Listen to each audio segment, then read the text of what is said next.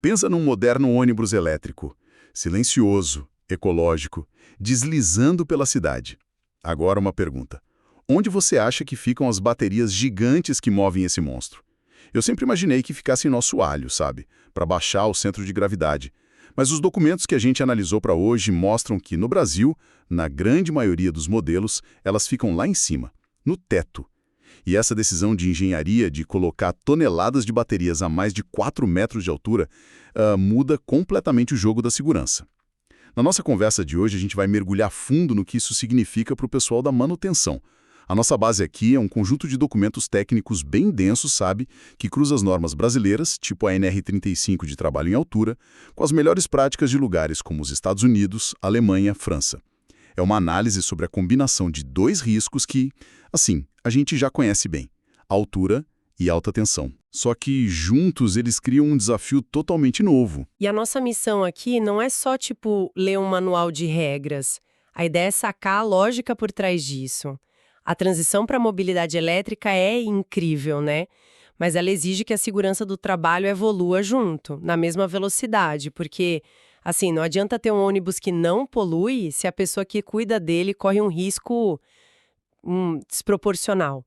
O que a gente vai fazer é entender como proteger esses profissionais, explorando as soluções e os equipamentos de ponta que foram pensados exatamente para esse cenário de risco duplo. Certo, vamos começar pelo básico do problema. A gente tem um técnico trabalhando a mais de 4 metros do chão.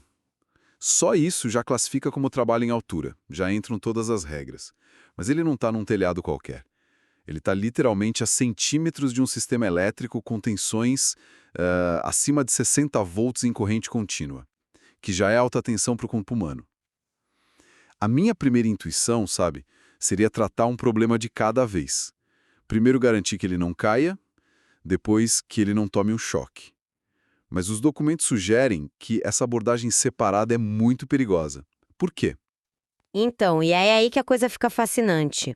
Os riscos, eles não se somam, eles se multiplicam. Tentar resolver um de cada vez pode, na verdade, piorar a situação.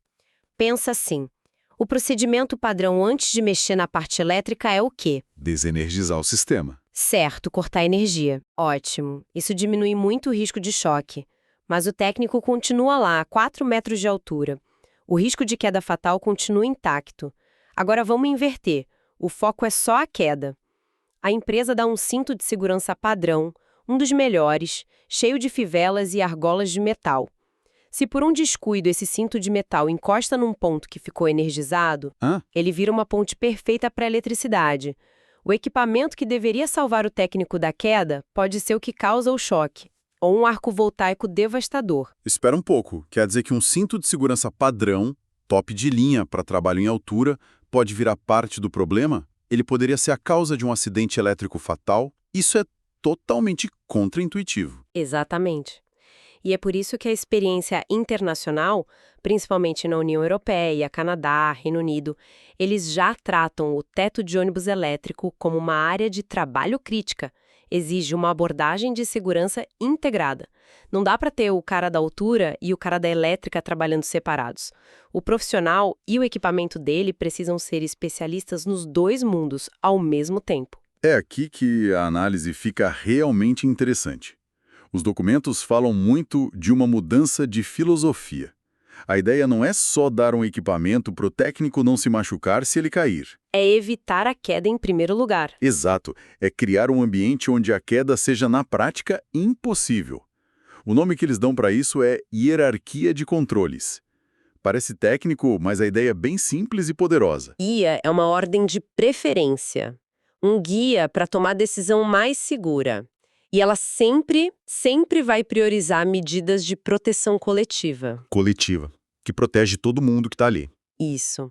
Em vez de depender só do equipamento individual que cada um veste. E como seria essa proteção coletiva no teto de um ônibus? É até difícil de visualizar. A opção número 1, que eles chamam de padrão ouro, são as plataformas elevatórias móveis de trabalho. A sigla em inglês é MAIP.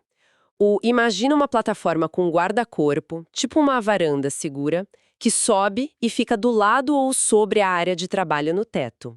O técnico trabalha como se estivesse no chão, Não existe risco de queda. Ponto. Ah, claro. As ilustrações conceituais nos documentos mostram isso muito bem. E em lugares como Alemanha e França, isso já é a prática normal. Outra opção são plataformas fixas, tipo passarelas na garagem, que ficam na altura certinha do teto dos veículos. Entendi. Então a melhor segurança é aquela que faz o risco desaparecer. Mas eu imagino que nem toda oficina tem espaço ou, sei lá, grana para uma plataforma dessas. Qual seria o próximo passo nessa hierarquia? Se a proteção coletiva não for viável, a segunda opção são os sistemas de retenção. Aqui a lógica muda um pouco. O técnico usa um cinto, sim, mas ele está conectado num ponto de ancoragem por um cabo curto, de comprimento fixo. Esse cabo é calculado para simplesmente impedir que ele chegue perto da beirada do teto. Ah, tipo uma coleira de segurança. Exatamente. Ele consegue andar numa área segura, mas fisicamente não alcança a zona de perigo. A queda ainda é impossível. E só então, como última opção mesmo, a gente chega na imagem que todo mundo tem na cabeça, do sujeito pendurado por um cabo depois de cair. Exato. O último recurso são os sistemas de travamento de queda. É quando se usa um EPI, um cinto e um trava-quedas, que só vai agir depois que a queda já começou. E a filosofia da hierarquia de controles é clara. Se você chegou nesse ponto, é porque todas as outras soluções mais seguras falharam ou eram, de fato, impraticáveis. E aí, meu amigo, o equipamento tem que ser de outro nível. Certo, então o equipamento é quase uma armadura de ficção científica, toda especializada. E a gente já viu que um cinto comum pode ser uma armadilha. O que define um equipamento adequado para esse risco duplo? A peça central é o que os documentos chamam de cinturão de segurança dielétrico. Nele, absolutamente todas as partes metálicas, tipo fivelas, argolas, ajustadores, todas elas são integralmente revestidas com um polímero isolante.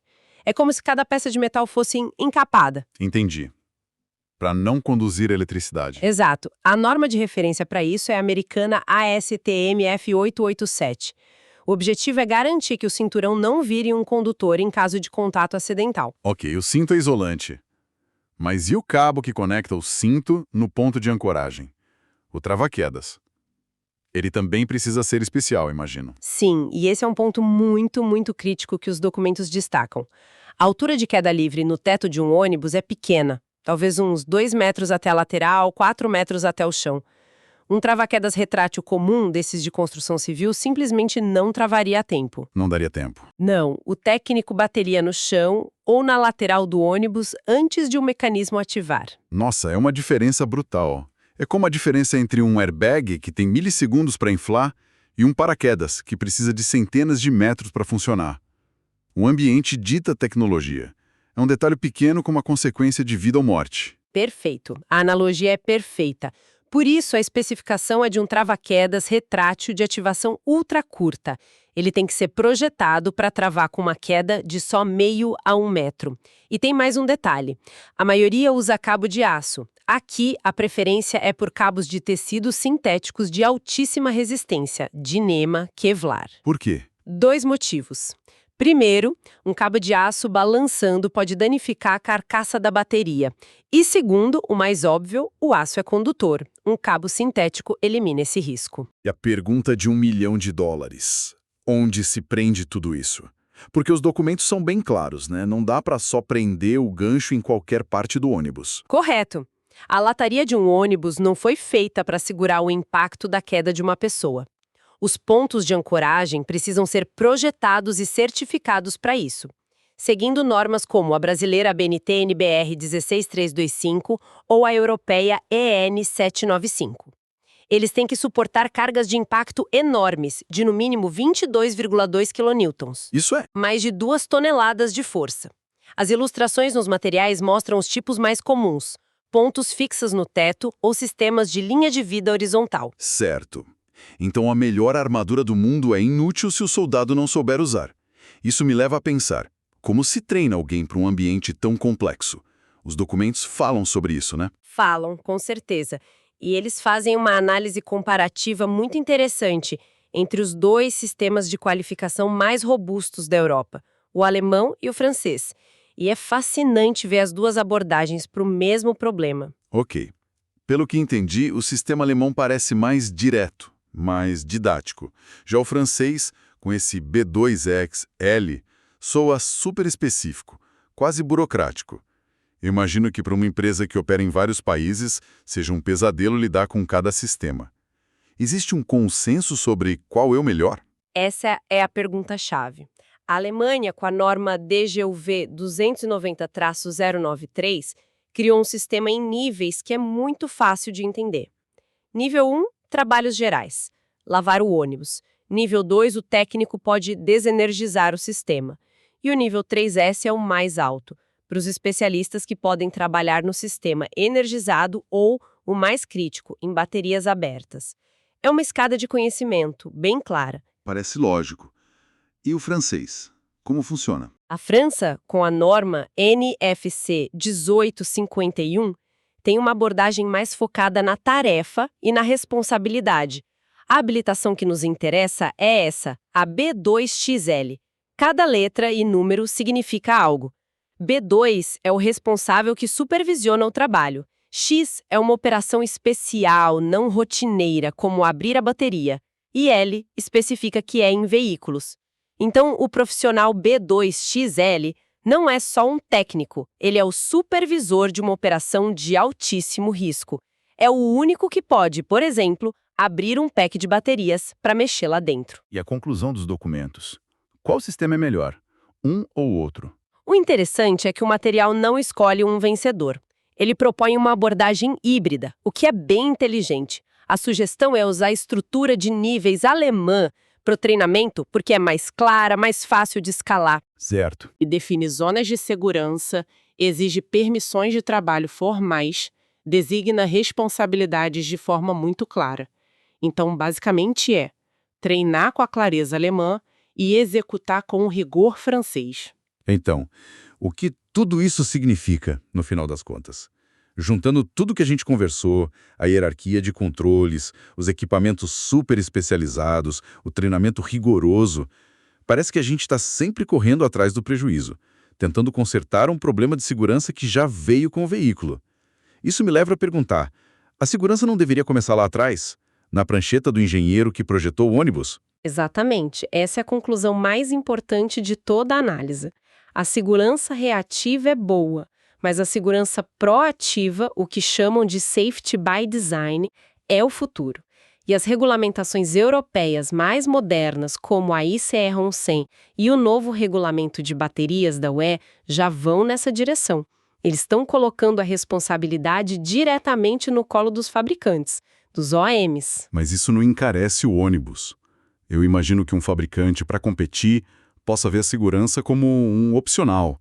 Como se garante que eles realmente façam isso? É uma preocupação legítima. A forma de garantir é através de regulamentação e de exigências em contrato. Os fabricantes passam a ter uma lista de responsabilidades.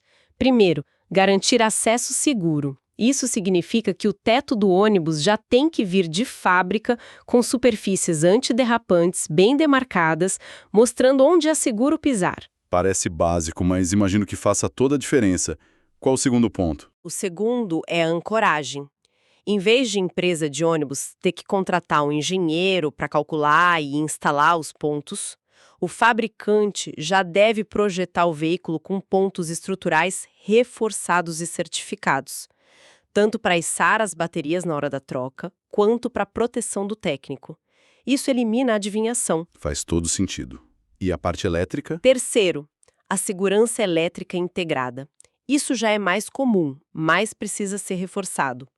Todos os cabos de alta tensão na cor laranja padrão, para identificação imediata, símbolos de perigo visíveis e, o que é crucial, um desconector manual de serviço, o MSD, de fácil acesso. É o disjuntor geral do sistema que permite isolar as baterias de forma rápida e segura. Ok. Acesso, ancoragem e segurança elétrica. Cobre a parte física. E a informação. Como o técnico sabe o que fazer? Esse é o quarto e último ponto, e talvez o mais inovador. Pensa nisso como um prontuário médico para bateria. Um conceito chamado passaporte da bateria, acessível por um simples QR Code no pack.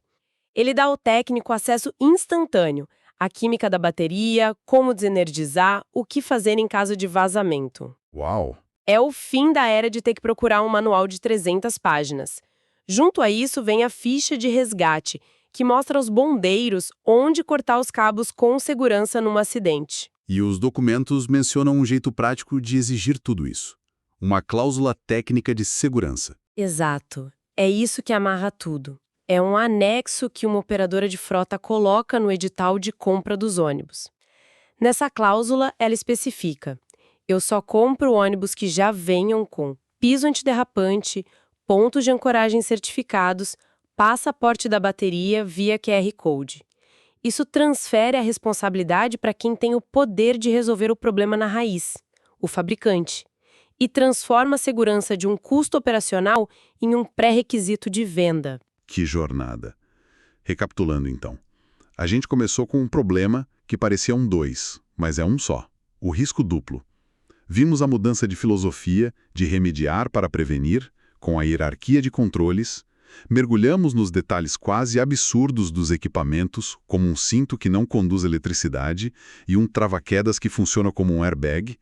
E, no fim, chegamos à conclusão de que a segurança mais eficaz é a que já nasce com o produto, no projeto. Isso mesmo. E o que é fascinante é que essa análise sobre ônibus elétricos é, na verdade, um microcosmo de um desafio muito maior. Conforme a tecnologia avança em qualquer área, seja a inteligência artificial, biotecnologia, energia, as normas de segurança e a capacitação profissional precisam avançar em perfeita sincronia.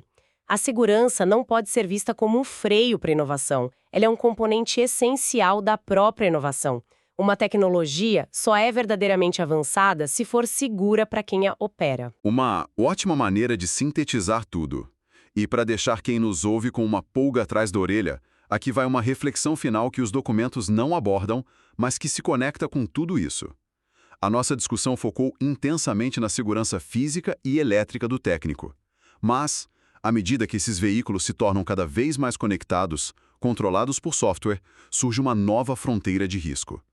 Que perigos físicos poderiam ser criados para uma equipe de manutenção no teto de um ônibus se o sistema de gerenciamento da bateria sofresse um ataque cibernético?